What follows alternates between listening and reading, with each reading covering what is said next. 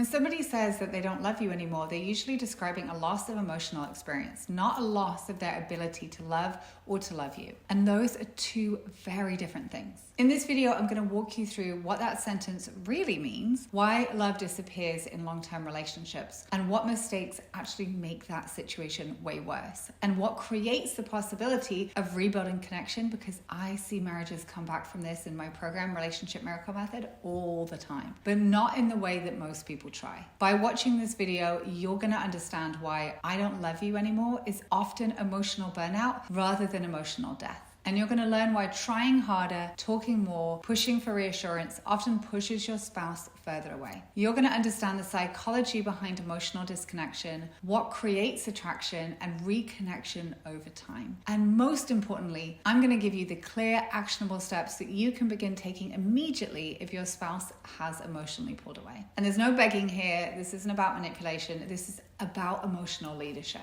So when someone says to you, they love you, but they're not in love with you anymore, what they usually mean is, I don't feel the same way that I used to feel. Love in long-term relationships is sustained by emotional conditions. It's sustained by safety, respect, admiration, novelty, connection, and emotional responsiveness. And when those emotional conditions erode over time, the feeling of love weakens. But love doesn't just disappear overnight. It erodes slowly through repeated disconnection, unresolved resentment, chronic conflict, emotional neglect, or stagnation. And by the time somebody says, I don't love you anymore, they have been thinking and struggling emotionally for a very long time. This statement is usually the result of a cumulative disconnection, not a sudden absence of love. There are several psychological reasons that this happens. Firstly, emotional disconnect feels like the loss of love. When couples stop feeling seen, heard, and understood, their nervous system no longer associates their partner with warmth and the feeling of safety. Over time, the brain reduces the emotional and chemical responses connected to bonding. The person interprets this as, I don't love you. But what is actually happening is a diminishment of emotional attunement. Secondly, chronic conflict creates emotional numbness. If a relationship has been filled with defensiveness, criticism, withdrawal, or tension, one or both partners may shut down as a form of self-protection. Numbness can feel like the absence of love, but numbness is often armor. Third, desperation creates distance. When somebody hears, I don't love you anymore, their natural reaction is to go into panic mode. They beg, they over-explain, they cry constantly, they ask for reassurance, or they try to argue their spouse back into loving them. Unfortunately, attraction and emotional connection don't respond to pressure. Pressure creates resistance. The more anxious one partner becomes, the more the other partner tends to withdraw. And fourthly, familiarity without growth reduces admiration. Long-term attraction requires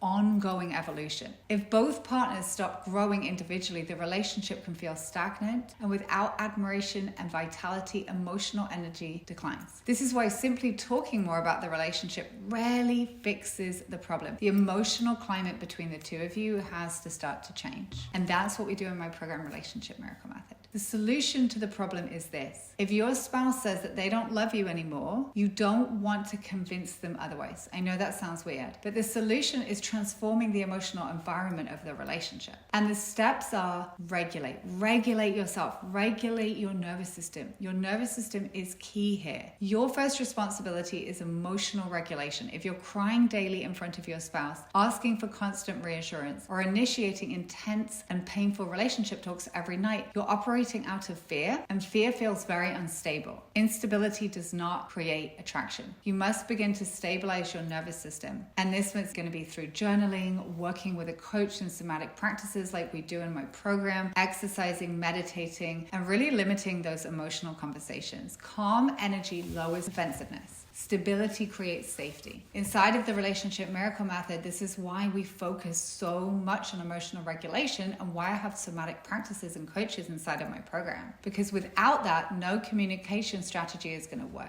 Secondly, you want to stop trying to change their mind. You can't debate someone back into love. Attraction is not logical. Instead of arguing, try saying, I understand that things have not felt good for a while, and I'm going to focus on becoming the healthiest, happiest version of myself, regardless of what happens. This removes pressure. The pressure rather decreases, the defensiveness decreases. One of my clients came to me after her husband said that he was no longer in love with her and he moved into the guest room. She was panicking and constantly asking if he was leaving. achieving. The more that she pursued, the more distant he became. When she joined my program, she began to focus on her growth and she stopped trying to convince him. His posture towards her began to soften. He told her she seemed calmer and different, and the dynamic shifted because she shifted. And this is what I teach, how one person's emotional transformation can lead the entire relational system. Step number 3, rebuild respect and attraction through self-leadership. Attraction grows in the presence of vitality and self-respect. You must reconnect with your own self individually. Reinvest in your health. Reconnect with your friends. Dress intentionally. Speak calmly. Pursue something meaningful. This isn't about performing for your spouse. It's about becoming grounded and self-led again and confident.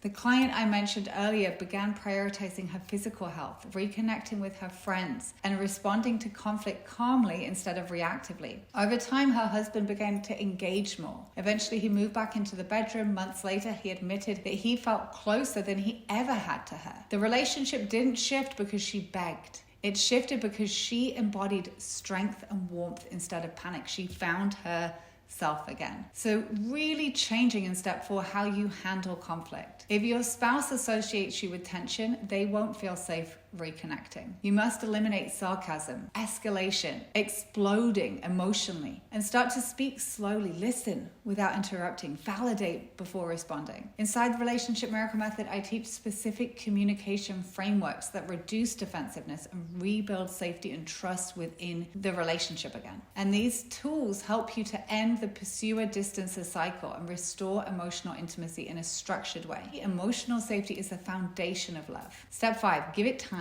They didn't fall out of love with you in a week, and they're not going to fall back in love with you in a week. It took years, and it's not going to return in a click of a finger. The more that you try to create that instant success, the longer it's going to take. It's consistency, it's intentionality, it's knowing exactly the step-by-step frameworks, how to do it, which is so important. So if you're in this stage of your relationship right now where your spouse has said that they love you but they're not in love with you anymore and you feel terrified of making the wrong move, this is exactly why I created Relationship Miracle Method. This program is designed for men and women who want to stop reacting from fear and start leading from strength. Inside, I guide you through step-by-step emotional regulation, attachment dynamics, rebuilding attraction, ending destructive communication patterns, and restoring polarity and connection. You do not save your marriage by forcing someone to love you. You transform a marriage by transforming how you show up inside of it.